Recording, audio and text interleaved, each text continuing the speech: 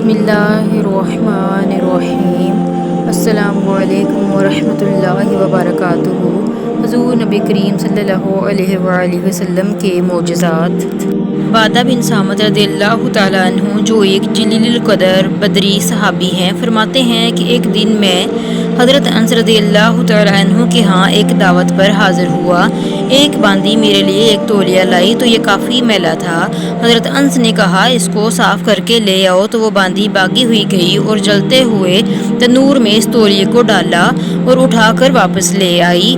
मैंने देखा कि वो तौलिया बिल्कुल साफ़ सुथरा मेरे सामने था। ये देखकर मुझे हैरानगी हुई। मैंने हज़रत अनस से पूछा, इसमें क्या राज है? उन्होंने बताया कि एक मरतबा नबी करीम सल्लल्लाहु अलैहि वसल्लम मेरे यहाँ तशरीफ़ लाए थे।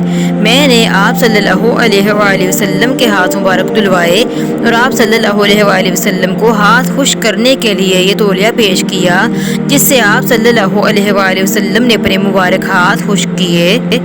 बस इस दिन से आग ने इस तौलिए को जलाना छोड़ दिया। जब ये मैला हो जाता है हम इसे आग में डालते हैं। आग इसमें से मैल को तो खा लेती है, लेकिन तौलिया बिल्कुल भी नहीं जलता।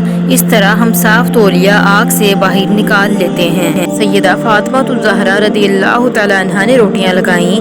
नबी अलैहिस्सलाम ने भी एक दो बनाकर दी। काफ़ी देर के बाद जब ये सब लग गईं तो हैरान हुई कि इसमें से एक दो पक्की नहीं रहीं।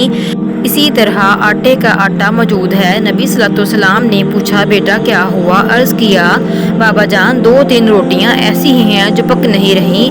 फरमाया, ये वही रोटियां होंगी जिन पर तेरे वालिद के हाथ लग गए हैं। अब आग इस आटे पर असर नहीं कर सकती।